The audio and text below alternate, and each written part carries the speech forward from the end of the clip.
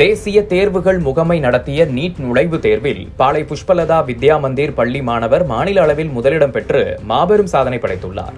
India முழுவதும் 22 லட்சம் மாணவர்கள் எழுதிய இத்தேர்வில் மாணவன் சூரிய நாராயணன் 720க்கு 665 மதிப்பெண்கள் எடுத்து மாநில அளவில் முதலிடத்தையும் அகில இந்திய அளவில் 27வது இடத்தையும் பெற்று சாதனை படைத்துள்ளார். மேலும் மாணவர் சூரிய நாராயணன் சிபிஎஸ்இ 12ஆம் வகுப்பு பொதுத் தேர்வில் 500க்கு 495 மதிப்பெண்கள் பெற்றதும் ஜேஇஇ முதன்மை மற்றும் அட்வான்ஸ் தேர்வுகளிலும் அதிக மதிப்பெண்கள் பெற்றிருந்தார். மாணவர் சூரிய நாராயணன் மழலையர் வகுப்பில் இருந்து 12ஆம் வகுப்பு வரை புஷ்பலதா வித்யா மந்திர் பள்ளியில் கல்வி பயின்றுள்ளார்.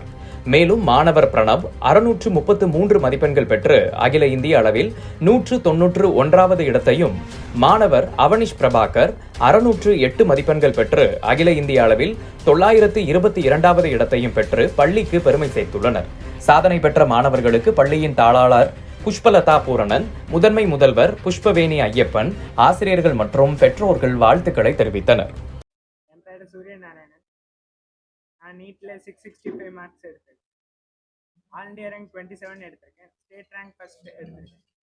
நான் யூகேஜிலேருந்து இங்கே தான் படிக்கிறேன், புஷ்பலதா வித்யா மந்திர் சிபிஎஸ்சி. சின்ன வயசுலேருந்து நான் ரொம்ப நல்லா படிப்பேன். நான் எந்த ஒரு டிஸ்ட்ராக்ஷன்ஸும் பெருசாக கிடையாது. ஹாபீஸ் எல்லாமே ஸ்டடீஸ் மட்டும். சின்ன வயசுலேருந்தே எல்லா எக்ஸாம், எல்லா ஆனுவல் எக்ஸாம், எல்லா ப்ரொஃபிஷியன்சி எல்லாம் ஃபஸ்ட்டு தான் முடிஞ்சளவுக்கு எடுத்தேன். நீட் மட்டும் இல்லை, நான் ஜேஇயும் நல்ல சூப்பராக போடுவேன், மேக்ஸும் நல்லா போடுவேன். என் எய்ம் வந்து ஒரு நியூராலஜிஸ்ட் அல்லது கார்டியாலஜிஸ்ட் ஆகணும். நான் எம்ஜிஎல்லியில் படிக்கணும்னு நினைக்கிறேன்.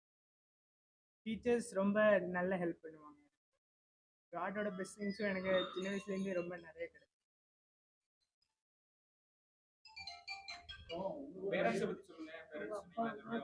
என்ன பண்றாங்க?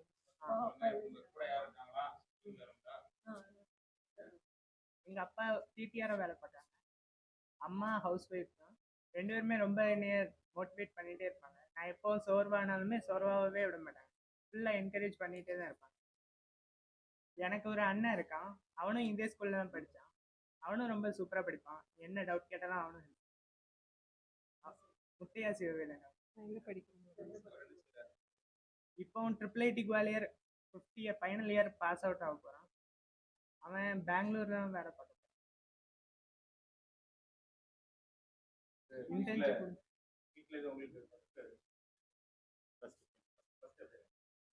இது school 12th standard student. School ஃபர்ஸ்டும் அவர்தான்.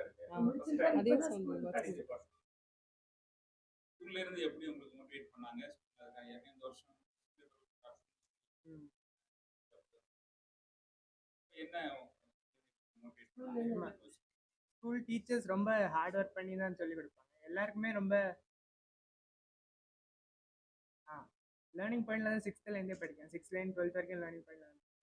எல்லா டீச்சர்ஸும் ரொம்ப மோட்டிவேட் பண்ணுவாங்க. எந்த டவுட் கேட்டாலும் கிளியர் பண்ணிடுவாங்க. பர்சனலாக கூட நிறைய ஹெல்ப் பண்ணுவாங்க. எக்ஸ்ட்ராவாக நம்பர் கொடுத்து ஹெல்ப் பண்ணுவாங்க. நம்ம வேணா என்ன டவுட்ஸ் கேட்டாலும் கிளியர் பண்ணுவாங்க. நீட்ல ஸ்டேட் டாப்பரா வருவீங்கன்னு, ஆல் இண்டியா ரேங்க் வருவீங்கன்னு எதிர்பார்த்தீங்களா? எதிர்பார்த்து முதல்ல நான் நீட்டு எழுதினோடனே ரொம்ப கஷ்டமான பேப்பருங்கிறதுனால மார்க் ஐயோ குறைஞ்சிட்டேன் அப்படின்னு தான் நினச்சேன். ஜிப்மனே கிடைக்குமான்னு கொஞ்சம் டவுட் ஆகிடுச்சு. அதுக்கப்புறம் போக போக சரி நம்மளுக்குள்ள டேலண்ட் வச்சு நம்ம எப்படியும் எடுத்துருவோம், ரொம்ப கவலைப்பட தேவையில்லை அப்படின்னு தெரியும். கடவுள் பெஸ்டிங்ஸ் இருக்கிறதுனால எப்படியும் நல்ல ரிசல்ட் தான் வரும்னு வந்துட்டேன். ஹோம்ஒர்க் நான் ஒரு துளி கூட மிஸ்ஸே பண்ண மாட்டேன். எல்லா ஹோம்ஒர்க்கும் அப்படியே முடிச்சிருவேன். ஆமா, அதான் லேர்னிங் பாயிண்ட். ஸ்கூல்ல மட்டும்தான் கோச்சிங். ரெண்டு கோச்சிங் இன்ஸ்டிட்யூட்லயே சேரலாம். வேற எங்க சார்? நீட் எக்ஸாம் அப்படினாலே சொசைட்டில என்ன ஒரு வேர்டுனா ரொம்ப டஃப்பான ஒரு எக்ஸாம். யாருமே வந்து அவ்வளோ சீக்கிரமா அப்பியர் ஆக முடியாத ஒரு கட்டமைச்சு வச்சிருக்காங்க. இப்போ ஃபர்ஸ்ட் அப்பியரன்ஸ்ல வந்து ஸ்டேட் லெவல் எடுத்துக்கிட்டு அடுத்து நீட் எக்ஸாம் வரக்கூடிய ஸ்டூடெண்ட்ஸ்க்கு என்ன கொண்டு வருது? நீட்டை பார்த்து பயப்படாதீங்க. நல்ல எப்படியுமே ஏதாச்சும் காம்படிட்டிவ் எக்ஸாம் இருந்தால் தான் திறமையான டாக்டர்ஸ் உருவாக முடியும். அதனால நீங்கள் படிச்சுட்டே இருங்க. எந்த எக்ஸாம் வச்சாலுமே நீங்கள் பெஸ்ட்டாக பண்ணணும்னு நினச்சி படிங்க. எக்ஸாம் பற்றி பயப்படாதீங்க. நீங்கள் படிச்சுட்டே இருந்தால் தன்னாப்புல எது நினைக்கிங்களோ அது கிடைச்சிடும்.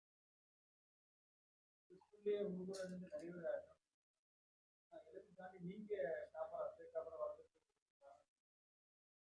மெஜாரிட்டியாக டிஸ்ட்ராக்ஷன்ஸ் இருக்கக்கூடாது. ரொம்ப சின்சியராக டிட்டர்மினேஷனோட படிச்சுக்கிட்டே இருங்க. சோர்வாகாதீங்க. சோர்வானா மோட்டிவேஷன் கொடுக்க ஆட்கள் இருப்பாங்க. எல்லாத்தையும் எல்லா சொல்ற பேச்சையும் கேளுங்க. அவங்களே எல்லாம் கைடு பெர்ஃபெக்டாக பண்ணுவாங்க. அவங்க என்னெல்லாம் பண்ண சொல்கிறாங்களோ எல்லாத்தையும் பெர்ஃபெக்டாக பண்ணுங்க. மெயினாக டீச்சர்ஸ் சொல்கிறது எல்லாமே கேளுங்க. ஹோம்ஒர்க் எல்லாம் அப்பப்போ முடிச்சிருங்க. சிபிஎஸ்சில படிச்சதுனால தான் உங்களுக்கு இந்த வெற்றி சாத்தியமாச்சுன்னு நினைக்கிறீங்களா? இல்ல மெட்ரிக்ல படிச்சாலும் இதை சாத்தியமாக்க முடியும்? எப்படி எதில் படித்தாலுமே ஒரு நம்ம ஃபோக்கஸில் தான் படிக்க முடியும். ஆனால் சிபிஎஸ்சி கொஞ்சம் எக்ஸ்ட்ரா அட்வான்டேஜ் கொடுக்கலான்னு வேணா சொல்லுவேன். எஸ்பி மேம் கரஸ்பாண்டன்ட் ரொம்ப மோட்டிவேட் பண்ணிகிட்டே இருப்பாங்க. ஜென்ரல் எஜுகேஷனா ஒரு கேள்வி எல்லாரும் பொதுவா கேட்கறது தான். ஒரு நாளைக்கு எவ்வளவு நேரம் படிப்பீங்க? அது டேரக்டாக நேரம் சொல்ல முடியாது. சில நாள் உங்களுக்கு தலைவலியாக இருக்கும், அப்போ ரொம்ப ஃபோக்கஸ் பண்ண முடியாது. இவன் முடிஞ்ச அளவுக்கு எப்போ ஃப்ரீயாக ஒரு வேலையும் இல்லைன்னா படிக்க ஆரம்பிச்சேன். மற்றபடி தலைவலி அது மேலே கொஞ்சம் ரெஸ்ட் எடுத்து தூங்கிட்டுனாலும் படிங்க. அது தூக்கங்கிறது ஒரு டிஸ்அட்வான்டேஜாக எடுக்காதீங்க. எப்பெல்லாம் டென்ஷனாக இருக்கோ அப்பெல்லாம் தூங்கிடுவேன். ஏன்னா தலைவலி அடிக்கடி வந்துச்சுன்னா தூங்கிட்டு அதுக்கப்புறம் ஃப்ரெஷ்ஷாக இருந்துச்சு.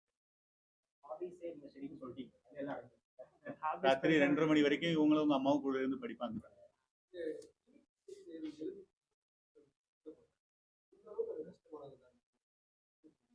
இல்லை அந்த அளவுக்கு கஷ்டம்னு சொல்ல முடியாது. அது நம்ம சிலபஸ் என்சிஆர்டி படிச்சுட்டே இருந்தாலே நல்ல மார்க் எடுத்துடலாம்.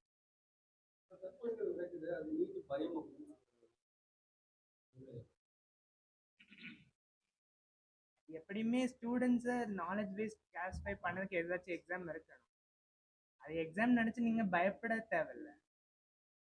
மற்றவங்க சொல்றது எல்லாம் நம்ம நன்மைக்காக, நம்ம படிச்சுக்கிட்டே தான் இருக்கணும். நீட் வேண்டான்னு சொல்ல முடியாது. சின்ன குழந்தைட்ட போய் இதெல்லாம் இவ்வளவு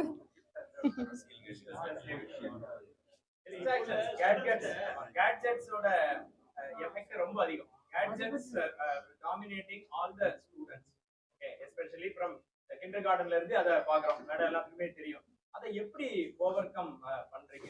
மொபைல் அடிக்ஷன் அப்படிங்கிறது இல்லாம எப்படி உங்களால டிஸ்ட்ராக்ஷன்ல அந்த மொபைல்ல எதுவும் பாதிப்பு இருந்ததா? அதை எப்படி நீங்க எதிர்கொண்டு இந்த வெற்றி அடைஞ்சீங்க? டிஸ்ட்ராக்ஷன்ஸ் எல்லாருக்குமே இருக்க தான் செய்யும். அது நம்ம ஃபோன் நிறைய பார்த்துட்டே இருந்தால் எப்படியுமே பேரண்ட்ஸ் சொல்லுவாங்க. அப்படி சொல்லலைன்னாலும் நீங்களா தெரிஞ்சுக்கணும். டைமை பார்த்து பார்த்து ஒரு லிமிட் வச்சுக்கோங்க. அப்படி இல்லாட்டி ஸ்க்ரீன் டைம்னு ஒன்று இருக்கும், அதில் நீங்கள் எவ்வளோ பார்க்குறீங்கங்கிறது தெரியும். இப்போ ஒரு லெவலுக்கு மேலே ஹையாக போயிட்டுன்னா அதை அன்இன்ஸ்டால் பண்ணிடுங்க. இந்தியா ரேங்க் 27ங்கிறதே நாங்கள் ஃபஸ்ட்டு வந்தோன்னே ரொம்ப சந்தோஷப்பட்டோம்.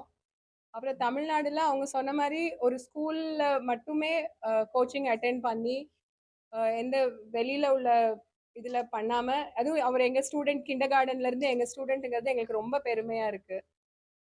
அப்புறம் அவங்க அப்பா அம்மா ரொம்ப எங்களுக்கு கோஆப்ரேட் பண்ணுவாங்க. ஏன்னா நாங்கள் நிறைய டெஸ்ட் கொடுத்துருப்போம். அவர் கிட்டத்தட்ட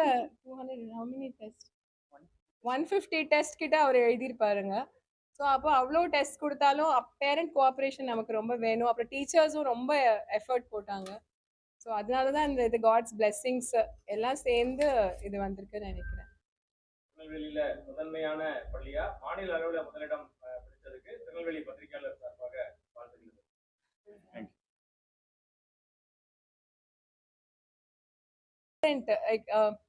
சில பிள்ளைங்க நல்லா படிப்பாங்க, ஆனா ஒரு சிரிச்ச முகத்தோட அவங்க சொன்ன மாதிரி நாங்க ஆளாளுக்கு ஒரு ஒரு அட்வைஸ் கொடுத்தாலும் எல்லாத்தையும் அதை ஏத்துட்டு அதை எல்லாம் அவங்க கொடுக்குற ஒர்க் எல்லாம் ரொம்ப ரெகுலரா பண்ணி அப்படி சின்னதுல இருந்தே ரொம்ப ஒரு டிசிப்ளின் ஸ்டூடெண்ட், அதையும் சொல்லணும்.